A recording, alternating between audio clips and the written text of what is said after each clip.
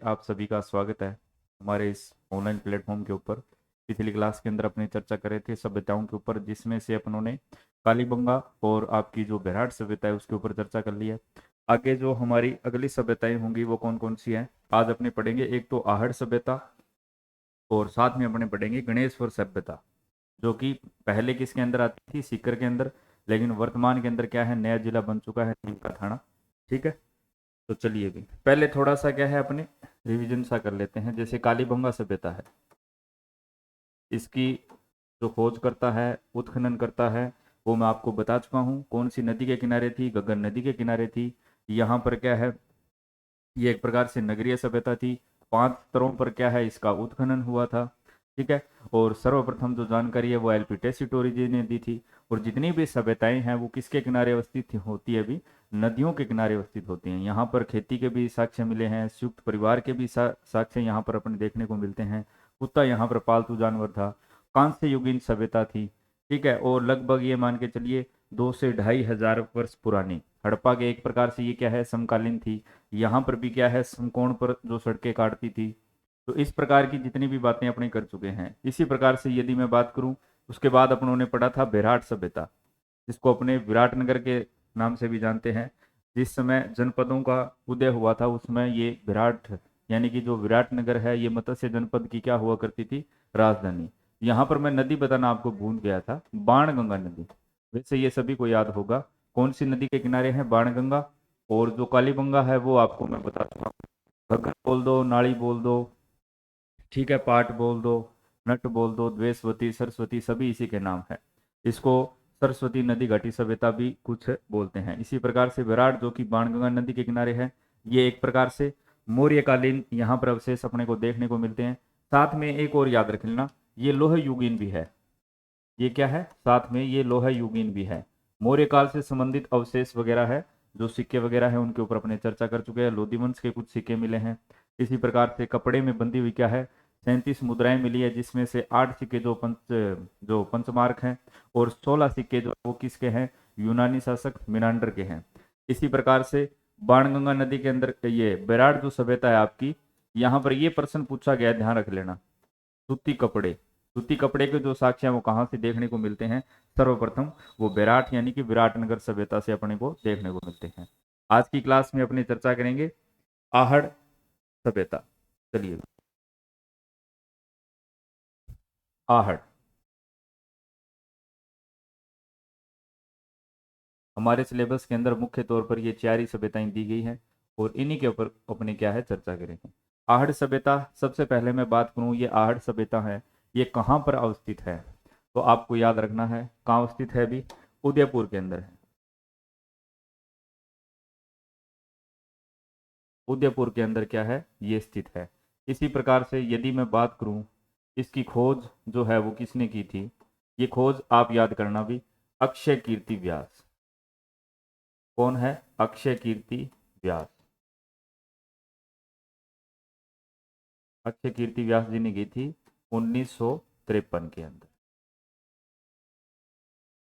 लेकिन यहां पर जो उत्खनन का जो कार्य है, उत्खनन का जो कार्य है वो लगभग शुरू हुआ था 1954। कई जगह इसको 1956 भी दे रखा है, लेकिन याद रख लेना 1954 किसने किया था, रतन चंद्र जी अग्रवाल। रतन चंद्र अग्रवाल।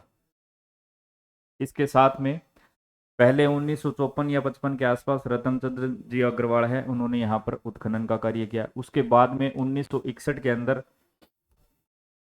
एक और उत्खनन करता आते हैं, उनका भी नाम काफी बार पूछा जाता है, कौन थे, वीरेंद्र नाथ मिश्र। वीरेंद्र नाथ मिश्र, ये दोनों नाम क्या है, महत्वपूर्ण है। इसके अलावा अगर आप और याद रख सकते हो तो एक और याद रख लेना, पीसी चक्रवर्ती। ये भी क्या है, यहाँ पर इन्होंने उत्खनन का कार्य कुछ समय तक यहाँ पर इनके साथ में किया था। तो ये बातें आपको ध्यान में रखनी है। कहाँ पर स्थित है, उदयपुर के अंदर स्थित है खोज, अक्षय कीर्तिवास 1953 के अंदर। उत्खनन का जो कार्य है यहाँ पर रतन चंद्र अग्रवाल, वीरेंद्र नाथ मिश्र, इसके साथ साथ पीसी चक्रवर्ती, ये आपको नाम ध्यान में रखते हैं। अब अपने बात करें, ये जो आहड़ सभ्यता है, वैसे तो इसके नाम से ही है, कौन सी नदी के किनारे स्थित है। यदि मैं बात करूं कौन सी नदी के किनारे स्थित है, तो आपको नाम याद रखना है, आयड़ नदी। आयड़ नदी।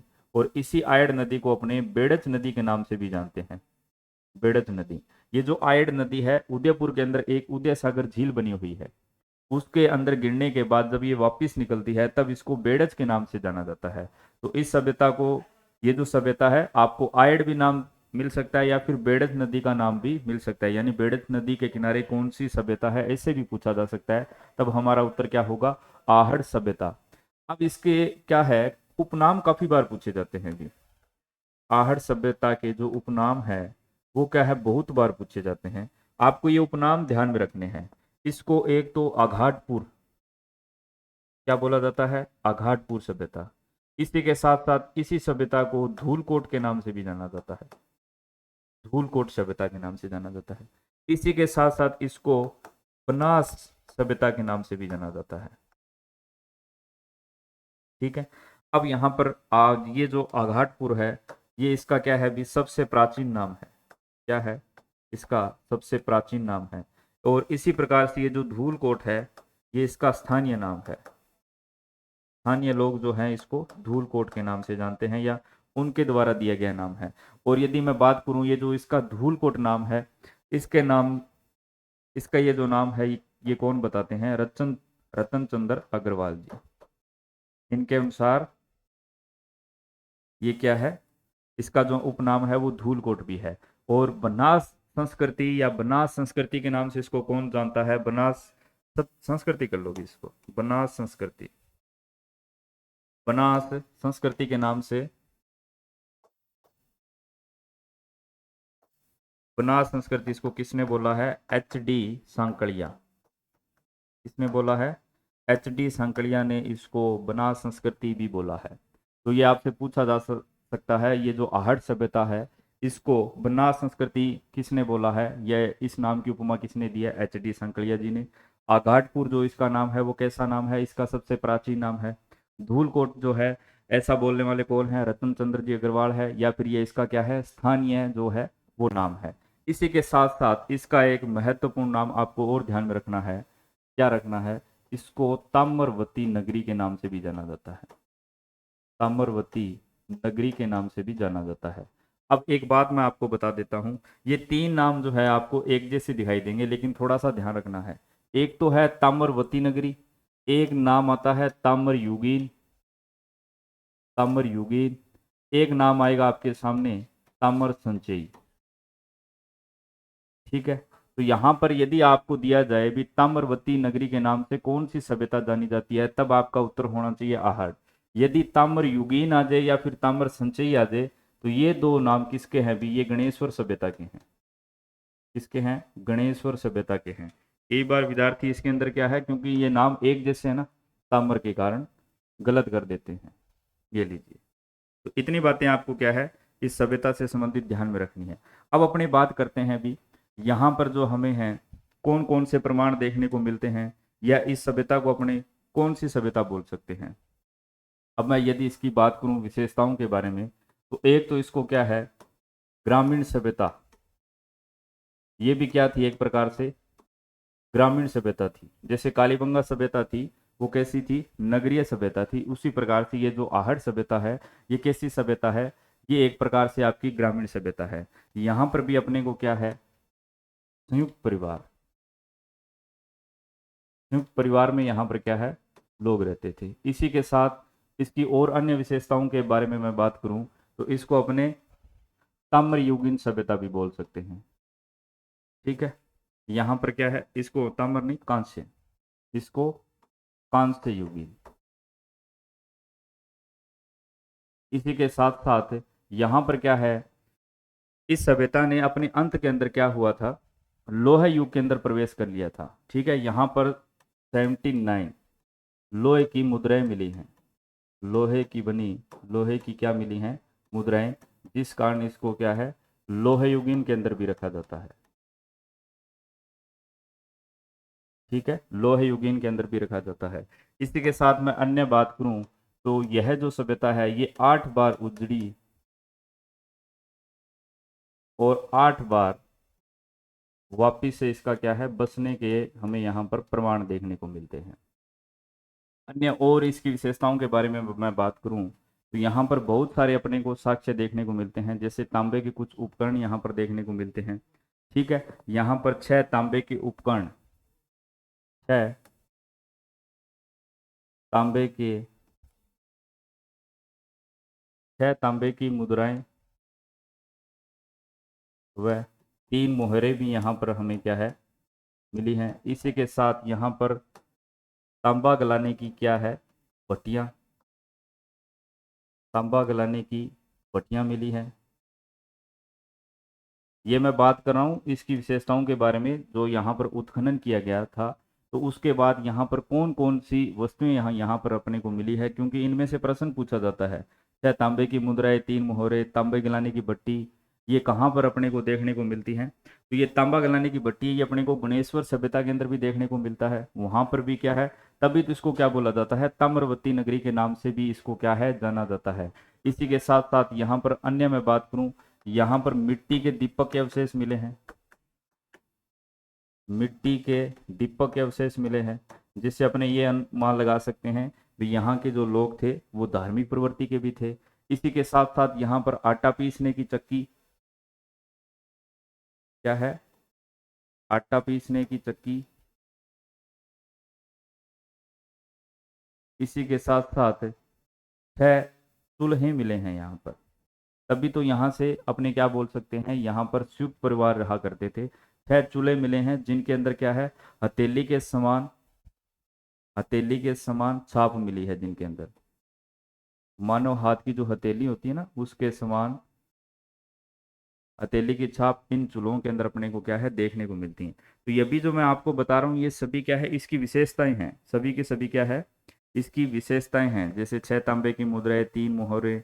इसी के साथ जैसे अपन ने कालीबंगा के अंदर बात की थी समाधान पद्धति, वहां पर दाह संस्कार भी था, ठीक है, आंशिक समाधान भी था और पूर्ण समाधान भी था। यहाँ पर भी क्या है भी, यदि मैं समाधान की बात करूं तो यहाँ पर जो शव हुआ करते थे उनको आभूषण सहित आभूषण सहित गाड़ने के क्या है प्रमाण मिले हैं।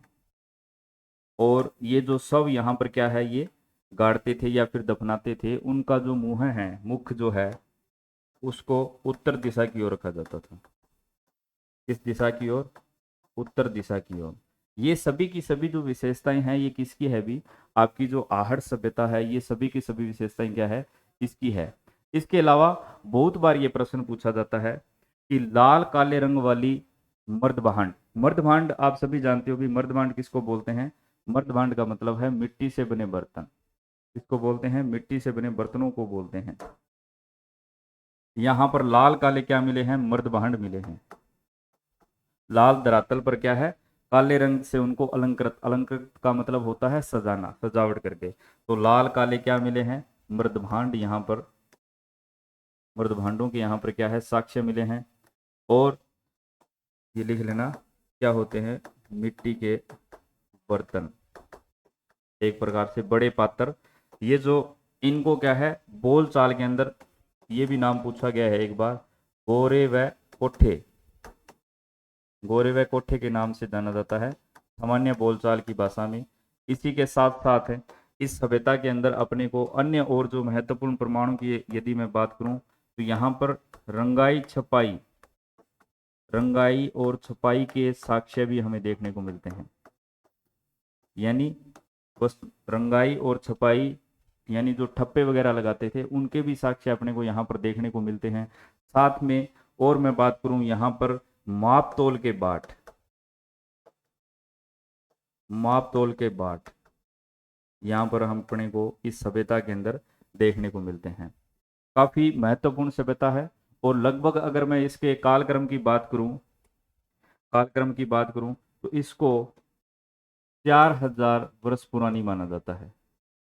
4000 वर्ष पुरानी सभ्यता क्या है इसको माना जाता है।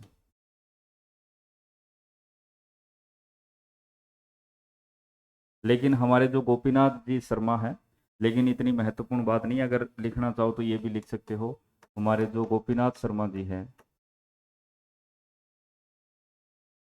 ये इसका जो कालक्रम है ये 1200 ईसा पूर्व से लेकर 1200 ईसा पूर्व से लेकर 900 ईसा पूर्व मानते हैं। तो इनका ये मानना है ये जो सभ्यता है ये लगभग 1200 या 1000 ईसा पूर्व की ये सभ्यता है।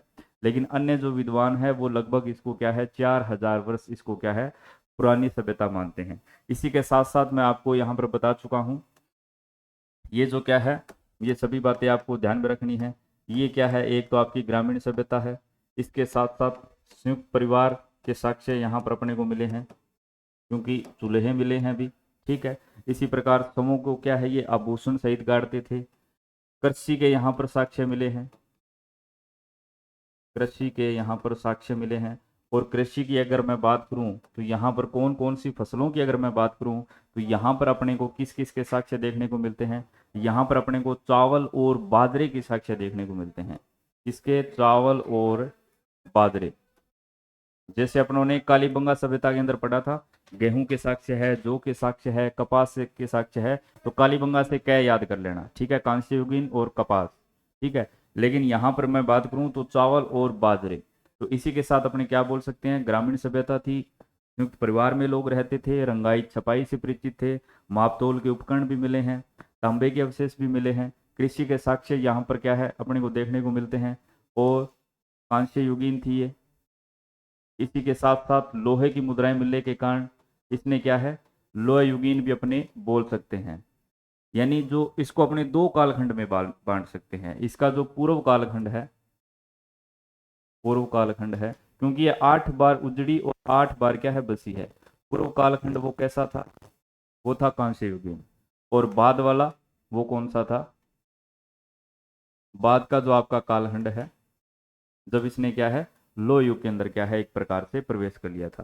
तो ये जो सभी विशेषताएं हैं ये किसकी हैं भी, ये आपकी आहड़ सभ्यता की है जिसको अपने आघाटपुर, धूलकोट, ठीक है, बनास संस्कृति के नाम से भी जानते हैं। कौन सी नदी के किनारे हैं, आयड़ नदी के किनारे हैं या फिर बेड़च नदी के किनारे हैं। लोहे की कितनी मुद्राएं मिली हैं, 79 मुद्राएं मिली हैं। मिट्टी के दीपक के अवशेष मिले हैं, आटा पीसने की चक्की मिली है, 6 चूल्हे के यहाँ पर क्या है अपने को साक्ष्य देखने को मिलते हैं। तो ये इसके साथ साथ एक और बात याद रखना भी, चक्रकूप पद्धति। चक्रकूप, ये कई जगह आपको जलकूप भी लिखा होगा। ये पानी को एकत्रित करने की क्या है एक विधि है, वैज्ञानिक पद्धति है। एक कुआं सा बनाया जाता है जहां पर अन्य छिद्रों से, छोटे छोटे छिद्रों से क्या है जल को एकत्रित किया जाता है। तो चक्रकूप पद्धति के भी यहाँ पर क्या है साक्ष्य अपने को देखने को मिलते हैं। तो ये जो हमारी सभ्यता है वो कौन सी सभ्यता है, ये हमारी आहड़ सभ्यता है। मुख्य तौर पर यदि मैं बात करूं, वैसे एक बार आप पढ़ोगे तो एक बार में आपको याद हो जाएगा, इतने कुछ बड़ा नहीं है इसके अंदर। लेकिन ये जो उत्खनन करता, खोज करता है, इनका आपको क्या है थोड़ा सा ध्यान रखना है। और इसके जो स्थानीय नाम और प्राचीन नाम मैंने आपको बताए हैं ये तीनों ही महत्वपूर्ण है भी, ये तीनों बार बार क्या है पूछे गए हैं। बाकी और कुछ नहीं है। रंगाई छपाई के साक्ष्य ये अपने को सभी सभ्यताओं के अंदर देखने को मिलेंगे क्योंकि इनका बार बार उत्खनन होता है, कुछ ना कुछ नई चीज बार बार क्या है मिलती जाती है। आज भी अगर अपने यहाँ पर कुछ और उत्खनन करेंगे तो कुछ ना कुछ नया अवशेष अपने को देखने को मिल जाएगा। उसके आधार पर अपने ये बता देते हैं भी ये उस युग से संबंधित है, उस टाइम लोग क्या क्या करते थे, ठीक है, किस किन किन चीजों से परिचित थे या फिर किन किन चीजों से परिचित नहीं थे। ठीक है, तो जैसे कालीबंगा के अंदर क्या है कुत्ता तो वो होता था जो क्या होता था पालतू जानवर। तो यहाँ पर भी ये भी लिख लेना भी, इनका भी क्या है पालतू जानवर कौन हुआ करता था, कुत्ता क्या था पालतू जानवर हुआ करता। ये लीजिए, इसको ताम्रवती नगरी के नाम से भी जाना जाता है, ये भी ध्यान में रखना है। लेकिन जब बात आ जाए ताम्र युगीन सभ्यता या ताम्र संचयी सभ्यता, एक नाम आता है ताम्र युगीन सभ्यता की जननी, वो किसको बोलेंगे गणेश्वर को बोलेंगे, जो अभी अब आगे अपने पढ़ेंगे। चलिए भी सभी बातें मैंने आपको बता दी है, कौन कौन से अवशेष यहाँ पर प्रमाण अपने को देखने को मिलते हैं। ये सभी परीक्षा की दृष्टि से महत्वपूर्ण है, एक दो बार अच्छे से बार बार इनको देखोगे आपको याद हो जाएंगे। और ये मैं आपको बता चुका हूँ ये जो आभूषण है इनको किस प्रकार गाड़ते थे, सब सहित गाड़ते थे, ये भी प्रश्न पूछा जा चुका है, तो थोड़ा सा ध्यान रखना। चलिए अगली जो हमारी सभ्यता है वो कौन सी है भी, वो है गणेश्वर सभ्यता।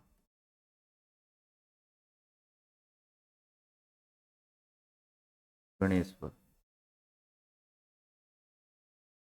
सबसे पहले मैं बात करूं ये जो आपकी गणेश्वर सभ्यता है, पहला प्रश्न तो यही बनता है क्योंकि अब पहले ये नीम का थाना, वैसे तो सभी को याद रहती है नीम का थाना सीकर, लेकिन अब नीम का थाना अलग जिला बन चुका है। तो कहाँ पर अवस्थित है अभी? नीम का थाना में।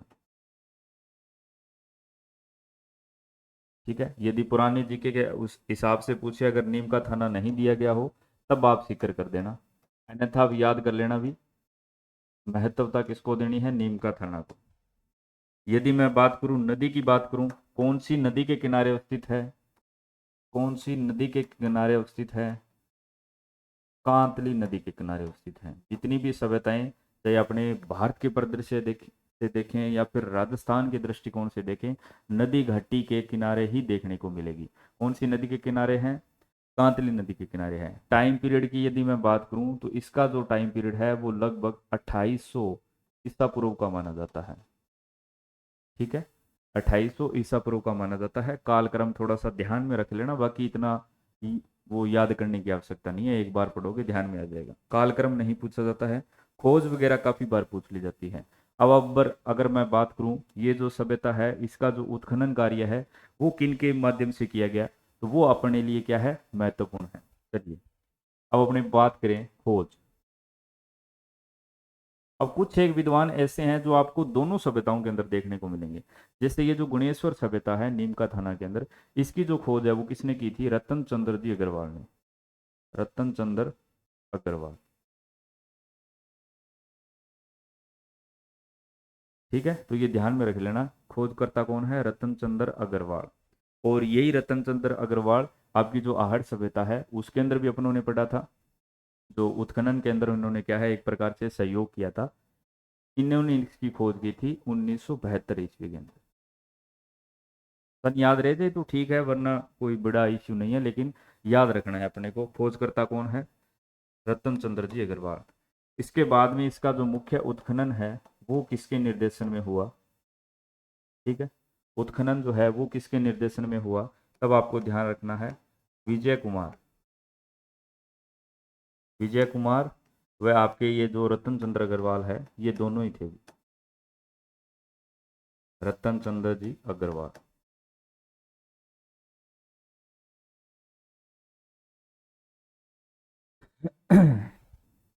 अब अपनी बात करें, ये जो सभ्यता है, जैसे सभी सभ्यताओं के कुछ ना कुछ क्या होते हैं? उपनाम होते हैं। तो इसके भी उपनाम होंगे भी। कौन कौन से उपनाम है? तो उपनाम थोड़े से ध्यान में रख लेना। इसे क्या बोला जाता है? इससे एक तो बोला जाता है ताम्रयुगीन सभ्यताओं की जननी। सभ्यताओं की क्या बोला जाता है? जननी। बहुत बार ये प्रश्न पूछा गया है। जननी का मतलब आप सभी जानते हो, जन्म देने वाली। ठीक है, ताम्र युगीन जितनी भी सभ्यताएं हैं उन सब की जननी इस सभ्यता को माना जाता है। इसी के साथ साथ इसे काफी बार पूछा गया है, ताम्र संचयी सभ्यता के नाम से भी अपने जानते हैं। ताम्र संचयी सभ्यता के नाम से अब भी क्या है, अपने इसको जानते हैं। ऐसा क्यों है? ऐसा इसलिए है क्योंकि यहाँ पर जो हमें तांबा देखने को मिलता है, ठीक है, या जितनी भी तांबे की वस्तुएं देखने को मिलती हैं, यहाँ का जो तांबा है उसमें 99% क्या पाई जाती है? शुद्धता पाई जाती है। 99% क्या है? शुद्धता पाए जाने के कारण इसे ताम्र युगीन सभ्यता की जननी या फिर ताम्र संचयी संस्कृति के नाम से भी क्या अपने इसको जानते हैं। यहाँ पर तांबे से संबंधित बहुत सारे उपकरण, हथियार, बर्तन, बहुत सारी चीजें मिले हैं। तांबे से संबंधित जो जितने भी उपकरण हैं, तांबे के यहाँ पर उपकरण भी देखने को मिलते हैं। इसके साथ साथ हथियार भी मिले हैं, बर्तन भी मिले हैं। और अब यदि उपकरण, हथियार और बर्तन मिल रहे हैं तो इसका मतलब है यहाँ पर तांबे को गलाने की भट्टियाँ भी मिलेंगी। तांबे को गलाने की भट्टियाँ भी यहाँ पर अपने को देखने को मिलती हैं। ये दोनों ही सभ्यताओं के अंदर है। इसीलिए तो आहड़ को भी क्या है, ताम्रवती नगरी के नाम से जाना जाता है। वहां पर भी क्या है, तांबे के उपकरण, कुछ मुद्राएं वहां पर अपने को देखने को मिलती हैं, हालांकि ज्यादा नहीं मिलता है। यहाँ पर जो आपकी गणेश्वर सभ्यता है इसके अंदर तांबे के उपकरण ज्यादा देखने को मिलते हैं। और यहाँ से बताया जाता है बाहर विदेशों को क्या है, आयात भी किया जाता था। ठीक है, तो इससे इसके संबंध जो क्या है, विदेशों से भी रहे हैं। यहाँ से तांबा जो है बाहर के देशों के अंदर भी भेजा जाता था, क्योंकि यहाँ का जो तांबा है उसके अंदर 99% क्या पाई जाती है? शुद्धता पाई जाती है। इसी के साथ एक इसको पुरातत्व का पुष्कर भी बोला जाता है। पुरातत्व का पुष्कर भी क्या है, इसको बोला जाता है। सीधा सा प्रश्न आता है, पुरातत्व का पुष्कर कौन सी सभ्यता को बोला जाता है? तो गणेश्वर सभ्यता को बोला जाता है, जो कि कांतली नदी के किनारे स्थित है। और कहाँ स्थित है? नीम का थाना के अंदर। जिसके खोजकर्ता कौन है भी? खोजकर्ता कौन है? रतन चंद्र जी अग्रवाल है। और उत्खनन के अंदर भी इन्होंने सहयोग किया था, रतन चंद्र जी अग्रवाल थे। और उनके साथ में ये जो विजय कुमार है, इनके बारे में भी एक बार क्या है, प्रश्न पूछा गया है। अब इसके साथ साथ और मैं बात करूं, यहाँ पर क्या क्या अपने को देखने को मिलता है, तो ध्यान में रखना, यहाँ पर ईंटों का कोई भी साक्ष्य अपने को देखने को नहीं मिलता। क्या है? ईंटों के कोई भी साक्ष्य यहाँ पर देखने को नहीं मिलते। ईंटों का प्रमाण नहीं। यहाँ पर जितने भी मकान बने हैं वो पत्थरों से निर्मित हैं। तो यहाँ पर पत्थरों से निर्मित मकान और पत्थरों से निर्मित क्या है, बांध के साक्ष्य मिले हैं। किसके साक्ष्य मिले हैं? पत्थरों से निर्मित बांध के साक्ष्य यहाँ पर अपने को देखने को मिलते हैं। इसके साथ साथ यहाँ पर कुछ अन्य अवशेष जो है वो याद रख लेना, जैसे मछली पकड़ने के कांटे, मछली पकड़ने के कांटे मिले हैं। ठीक है। अंजन सलाखाएं, केस पिन, तांबे की मुद्राओं के साथ तांबे की पिने मिले हैं अपने को देखने को। तांबे की पिने, कंगन, इस प्रकार की छोटी छोटी क्या है, वस्तुएं भी यहाँ पर अपने को देखने को मिलती हैं। तो ये जो सभी महत्वपूर्ण बातें हैं, यहाँ पर जो हथियार भी मिले हैं वो भी क्या है, तांबे से बने हुए थे। किससे बने हुए थे? तांबे से बने हुए थे। एक प्रश्न और इसके अंदर आप ध्यान में रखना, यहाँ पर क्या है भी, एक बार नाम आता है कपीस वर्णी। यहाँ पर भी मर्दबांड में आपको बता चुका हूं, यहाँ पर भी क्या है, 6 मर्दबांड। मर्दबांड, ये जो मर्दबांड है, ये भी, इनको क्या बोला जाता है? कपीस वर्णी पात्र के नाम से जाना जाता है। ये प्रश्न पूछा गया है, किस नाम से जाना जाता है? कपीस वर्णी। ये नाम याद रखना, कपीस वर्णी। ठीक है। ये भी अपने को कहाँ पर देखने को मिलते हैं? आपकी जो गणेश्वर सभ्यता है सिकरवाड़ी, इसके अंदर देखने को मिलते हैं। इसके अलावा यहाँ पर कुल्हाड़ी के भी साक्ष्य मिले हैं। कुल्हाड़ी के साक्ष्य, इससे क्या मतलब निकलता है? यहाँ के लोग जो है वो शिकार प्रेमी भी थे। इसके साथ बाण भी, बाण के साक्ष्य भी अपने को देखने को मिलते हैं। तो ये कुछ महत्वपूर्ण महत्वपूर्ण बातें हैं जो मैंने आपको बताई हैं। कपीस वर्णी पात्र, कुल्हाड़ी, बाण, तांबे की पिने, अंजन सलाखाएं, केसपिन, कंगन और मछली पकड़ने के कांटे। मकान जो थे उनके अंदर पत्थरों का प्रयोग किया जाता था। यहाँ पर जो बांध बने हैं, जो भी कोई गांव यहाँ पर अवस्थित था उसको बचाने के लिए बांध के माध्यम से, पत्थरों का ही बांध बना गया था, ये भी प्रश्न पूछा गया है। उसकी सुरक्षा के लिए बनाया जाता था। और और इसे पुरातत्व का क्या बोला जाता है? पुष्कर बोला जाता है। ठीक है भी। तो ये आप आज की क्लास के अंदर अपनों ने, एक तो आहड़ और गणेश्वर सभ्यता, ये 4 ही हमारे मुख्य तौर पर क्या है, टॉपिक के अंदर है। इससे जो प्रश्न जो आपका बनेगा लगभग इन्हीं में से ही बनेगा। बाकी हो सकता है यदि आप चाहो भी हमें थोड़ा बहुत और पढ़ना है तो इनके आसपास वाली कोई छोटी मोटी सभ्यता देख लेना। बाकी मेरा मानना यही है, क्योंकि टॉपिक से बाहर मत जाना। 4 सभ्यताओं के बारे में विशेष संदर्भ में दिया गया है, और पुराने प्रश्न पत्रों का अपने आधार देखे तो जो टॉपिक के अंदर है उन्हीं में से प्रश्न आएगा। एक आधा जो एक प्रश्न अगर आपका आएगा तो इन चारों में से आपका आ जाएगा। ठीक है, अभी मिलते हैं नेक्स्ट वीडियो के अंदर। सभी को राम राम, जय हिंद, जय भारत।